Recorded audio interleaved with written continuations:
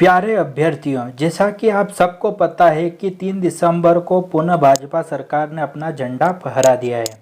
तो अब बारी है आप लोगों की, क्योंकि कुछ ही दिनों में सभी भर्ती परीक्षाओं के परिणाम आना शुरू हो जाएंगे, जिसे भर्ती परीक्षा का प्रथम चरण कहते हैं। इस प्रथम चरण में उत्तीर्ण अभ्यर्थियों को द्वितीय चरण क्वालिफाई करना पड़ेगा, तभी जाकर सिलेक्शन होता है। द्वितीय चरण के कुछ महत्वपूर्ण बिंदु होते हैं, जैसे पहला बिंदु है शारीरिक माप, जिसमें हाइट, चेस्ट आदि मापे जाते हैं। दूसरा बिंदु है शारीरिक प्रवीणता टेस्ट, जिसमें दौड़, पैदल चाल, गोला फेंक, लंबी कूद आदि करवाया जाता है। तीसरा बिंदु है डॉक्यूमेंट वेरिफिकेशन, जिसमें भर्ती के लिए आबद्ध शैक्षणिक योग्यता आदि प्रमाण पत्रों को चेक किया जाता है।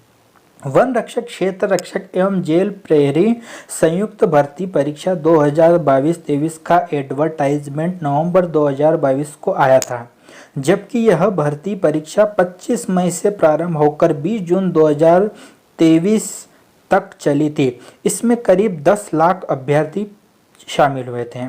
इस भर्ती परीक्षा में 4 विभिन्न प्रकार की भर्तियों के लिए अभ्यर्थी चयनित किए जाएंगे। ये 4 भर्ती है: वन रक्षक भर्ती, क्षेत्र रक्षक भर्ती, जेल पेरी भर्ती एवं अंतिम है जेल अधीक्षक भर्ती।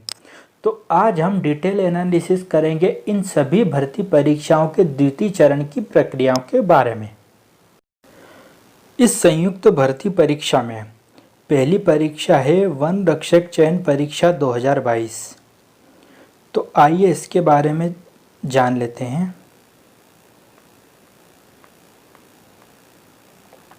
इसमें कुल 1772 पद थे और इसकी शैक्षणिक योग्यता थी हाई स्कूल 10वीं पास।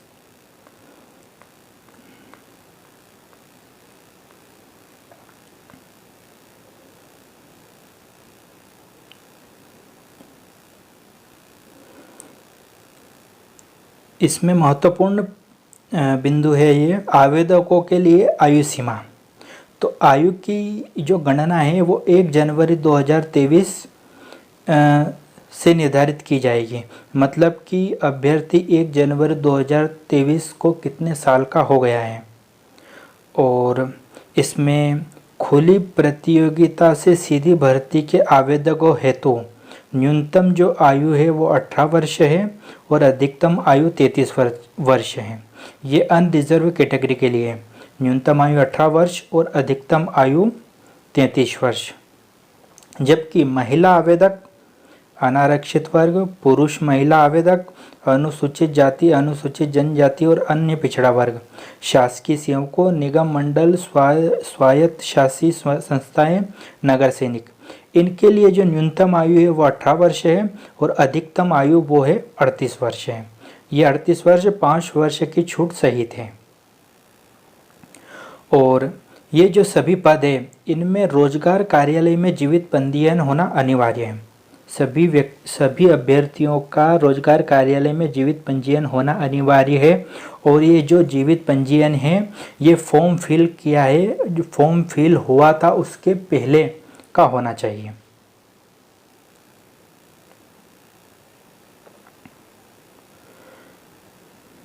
अधिकतम आयु सीमा में उपलब्ध उपरोक्त सभी प्रकार की छूटें मध्य प्रदेश के मूल अभ्यर्थियों को ही उपलब्ध होगी। अन्य राज्यों के अभ्यर्थी को उपरोक्त छूटें अथवा आरक्षण प्राप्त नहीं होगा तथा अन्य राज्यों के अभ्यर्थी को अनारक्षित श्रेणी में ही शामिल होने की पात्रता है। जो SC ST OBC कैटेगरी के लिए जो एज में रिलैक्सेशन दिया गया है वो सिर्फ MP के कैंडिडेट्स के लिए, दूसरे राज्य के कैंडिडेट्स पर वो लागू नहीं होगा, उन्हें अनरिजर्व कैटेगरी में ही रखा जाएगा। इसके साथ ही और जान लेते हैं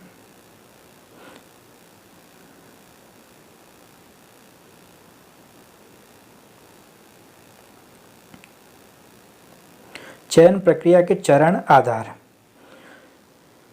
वन रक्षकों के पदों पर चयन हेतु मध्य प्रदेश कर्मचारी चयन मंडल भोपाल द्वारा लिखित परीक्षा तथा मध्य प्रदेश वन विभाग द्वारा शारीरिक क्षमता परीक्षण लिया जाएगा। ठीक है। लिखित परीक्षा में अनारक्षित श्रेणी के उम्मीदवारों के लिए न्यूनतम 33% एवं अनुसूचित जाति, अनुसूचित जनजाति तथा अन्य पिछड़ा वर्ग के उम्मीदवारों के लिए न्यूनतम 23% अंक अर्जित करना अनिवार्य है।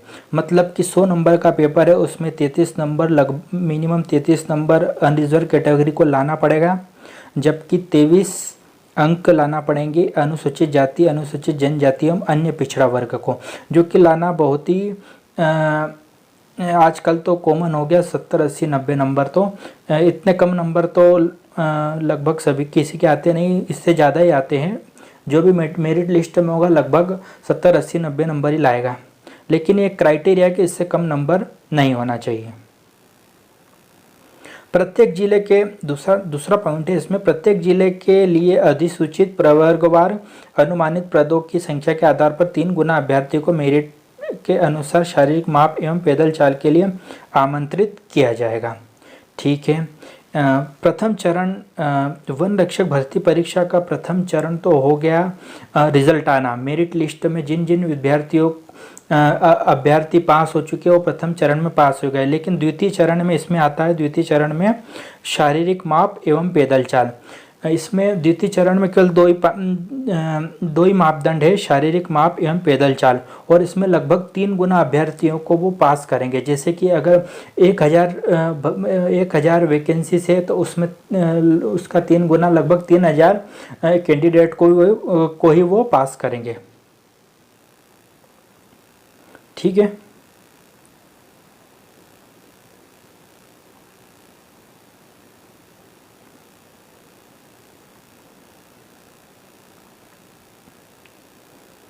अब शारीरिक क्षमता परीक्षण।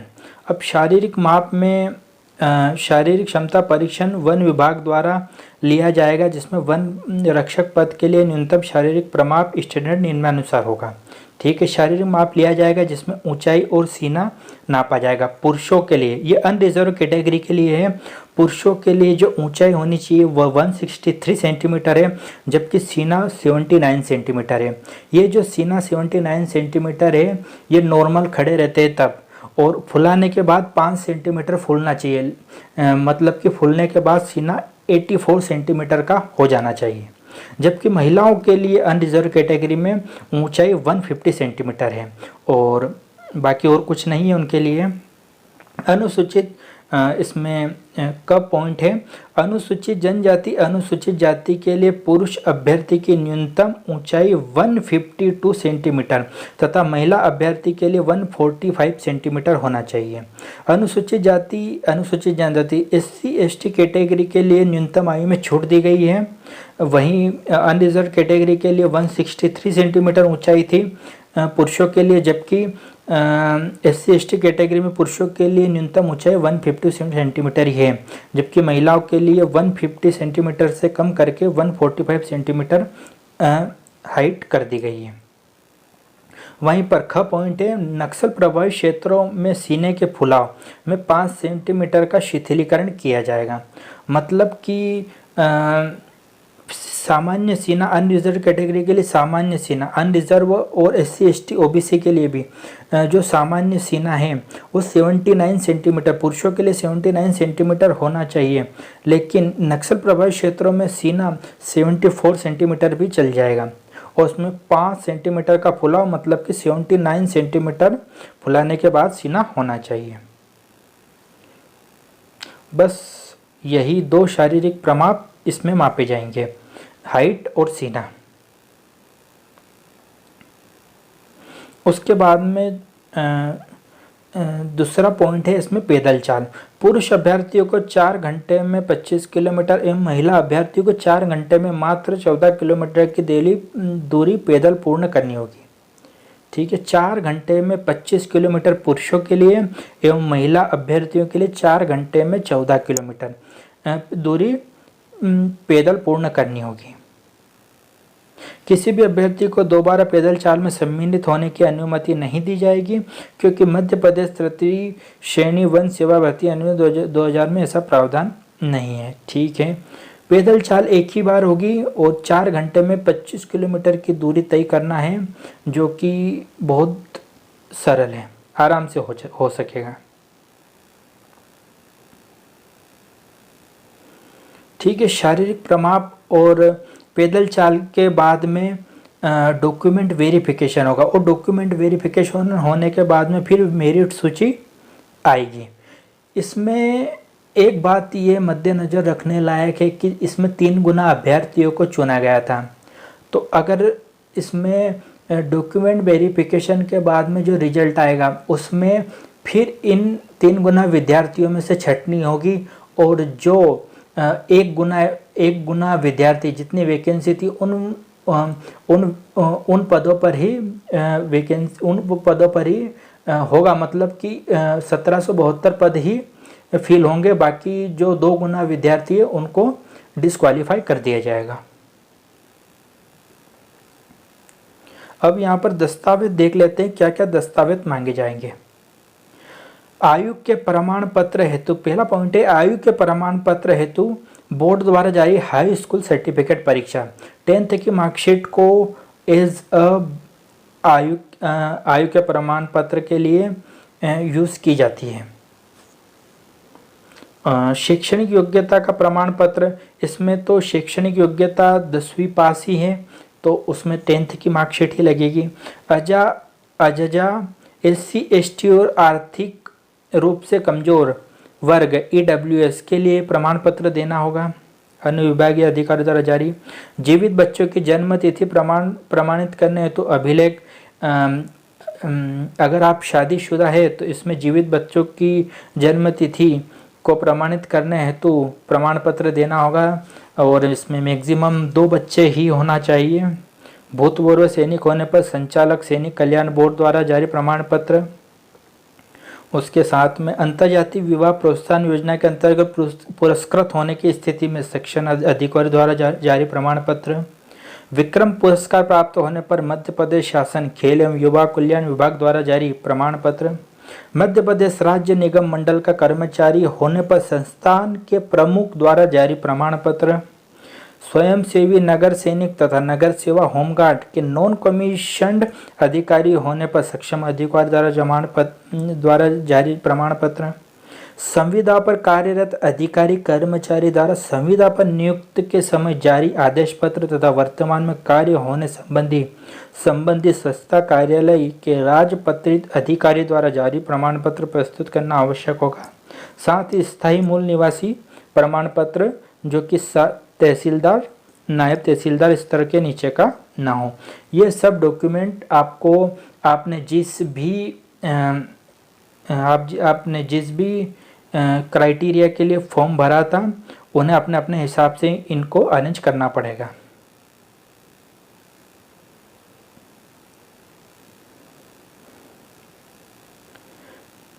अब बात करते हैं क्षेत्र रक्षक की।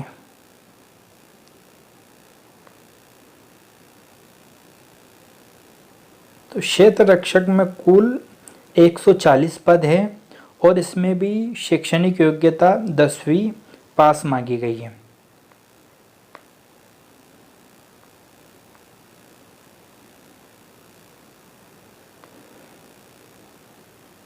आयु की गणना इसमें भी 1 जनवरी 2023 तक ही निर्धारित की जाएगी, और अनरिजर्व्ड के लिए न्यूनतम आयु 18 वर्ष एवं मैक्सिमम आयु 33 वर्ष है महिला आवेदकों के लिए, और SC ST OBC के लिए, और बाकी सभी के लिए न्यूनतम आयु सीमा 18 वर्ष है जबकि अधिकतम आयु 38 वर्ष है। रोजगार कार्यालय में जीवित पंजीयन होना अनिवार्य है।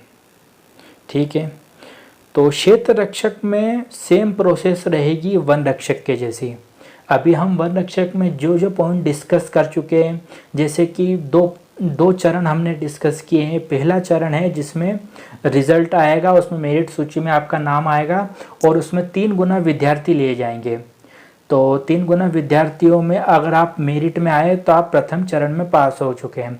द्वितीय चरण में 2 पॉइंट हैं, पहले पॉइंट में होगा शारीरिक प्रमाप और दूसरे पॉइंट में होगी पैदल चाल। इसमें तीसरा पॉइंट भी जोड़ लेते हैं, वो होगा डॉक्यूमेंट वेरिफिकेशन। इसके बाद में फिर मेरिट सूची आएगी, उसमें अगर आप सेलेक्ट होते हैं तो आपका सिलेक्शन हो जाता है। तो क्षेत्र रक्षक की प्रोसेस सेम है, वन रक्षक के जैसे। इन दोनों में सिर्फ एक ही फर्क है कि जो क्षेत्र रक्षक है ये राज्य स्तरीय पद है, जबकि जो वन रक्षक है वो जिला स्तरीय पद है।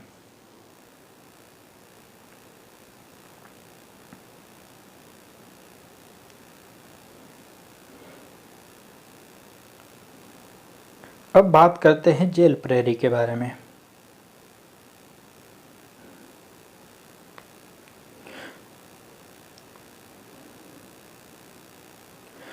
जेल प्रहरी में प्रथम चरण तो सेम ही रहेगा। मेरिट सूची में कुछ बच्चे पास किए जाएंगे और द्वितीय चरण इसमें थोड़ा डिफरेंट है वन रक्षक और क्षेत्र रक्षक की तुलना में। वन रक्षक भर्ती में जहां 1772 पद थे, जबकि इसमें मात्र 200 पद हैं और न्यूनतम शैक्षणिक अर्हता इसमें भी पुरानी प्रणाली से हायर सेकेंडरी परीक्षा उत्तीर्ण होना चाहिए। तो 10 प्रणाली के अधिक कम से हाई स्कूल परीक्षा उत्तीर्ण होना चाहिए। 10वीं पास इसमें शैक्षणिक योग्यता है। अब द्वितीय चरण में जो शारीरिक मापदंड मापा जाएगा उसमें पुरुष अभ्यर्थी के लिए जो हाइट है वो 165 सेंटीमीटर है और जो सीना है बिना फुला है वो 83 सेंटीमीटर है, जबकि महिला अभ्यर्थी के लिए ऊंचाई है 158 सेंटीमीटर। यहाँ और भी कुछ पॉइंट ध्यान देने योग्य है। आवेदकों के दोनों आंखों की दृष्टि सामान्य होना चाहिए और उसे जेल सेवाओं के लिए शारीरिक दृष्टि से उपयुक्त होना चाहिए। अभ्यर्थी को शारीरिक रूप से अपंग नहीं होना चाहिए। साथ ही अभ्यर्थी में नोकनी, फ्लैट फुट एवं कोई दृष्टि दोष नहीं होना चाहिए तथा चिकित्सीय दृष्टि से योग्य मेडिकली फिट होना चाहिए। ठीक है।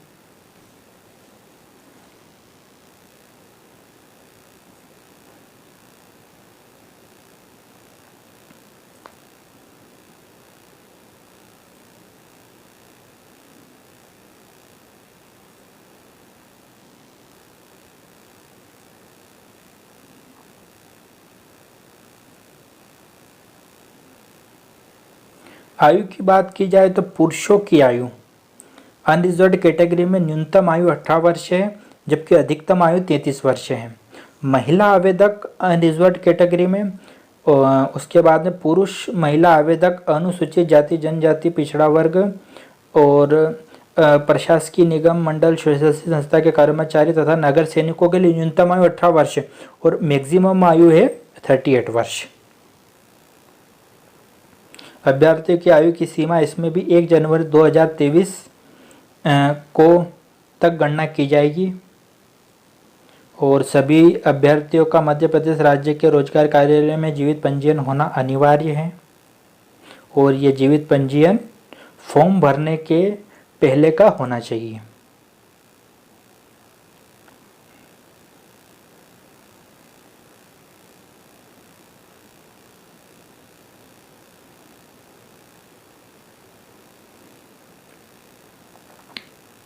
प्रथम चरण तो पता है हमें, लिखित परीक्षा है जिसमें 100 प्रश्न 100 अंकों के आए थे। 2 घंटे का पेपर था। दूसरे चरण में मंडल द्वारा लिखित परीक्षा परिणाम की प्रवीणता के आधार पर 10 गुना अभ्यर्थियों के रोल नंबर क्रम में सूची आरक्षण संबंधी समस्त नियमों को ध्यान में रखते हुए शनिवार तैयार कर जेल मुख्यालय में उपलब्ध कराई जाएगी। इसमें लगभग 10 गुना विद्यार्थियों को बुलाया जाएगा। वन रक्षक में जहां 3 गुना विद्यार्थियों को पास किया जाएगा, इसमें लगभग 10 गुना विद्यार्थियों को मेरिट सूची में रखा जाएगा।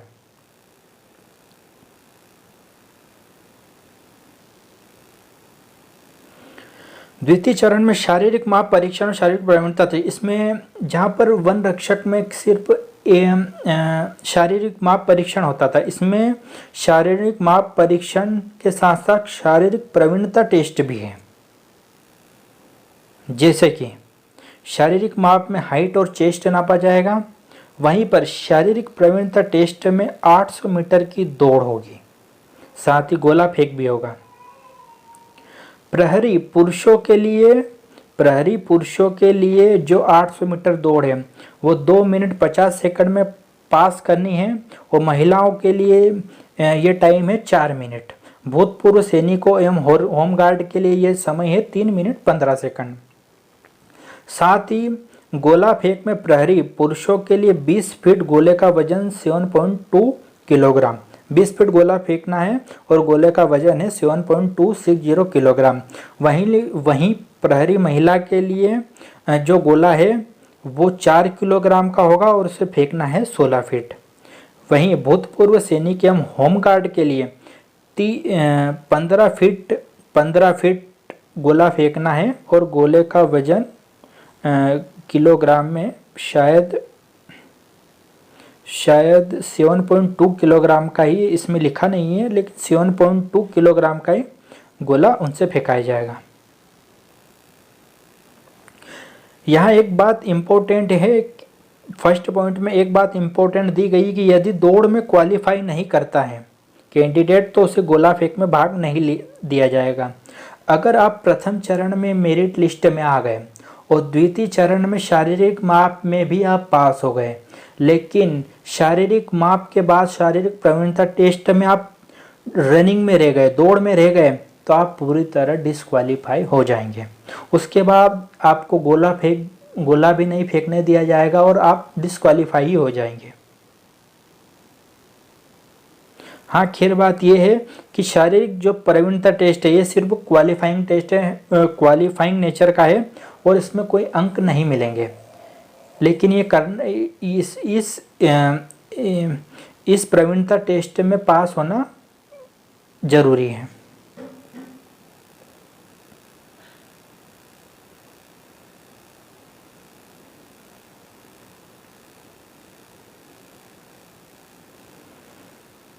ठीक है, इसमें 10 गुना विद्यार्थियों का शारीरिक प्रमाप और शारीरिक प्रवीणता टेस्ट लेने के बाद में मंडल को इन 10 गुना विद्यार्थियों की सूची फिर भेजी जाएगी और इसमें चयनित सभी विद्यार्थियों का जो मेरिट में जितनी भी पोस्ट है, लगभग 200 पोस्ट है, जितने भी 200 पोस्ट में जो टॉप में रहेंगे विद्यार्थी उन्हें क्वालिफाई किया जाएगा।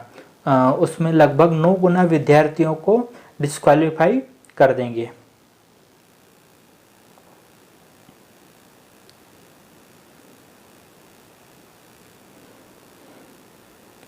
ठीक है दोस्तों, तो आज हमने वन रक्षक, क्षेत्र रक्षक और जेल प्रहरी के द्वितीय चरण की शारीरिक प्रमाप, शारीरिक प्रवीणता टेस्ट, डॉक्यूमेंट वेरिफिकेशन के बारे में अच्छे से जान लिया है।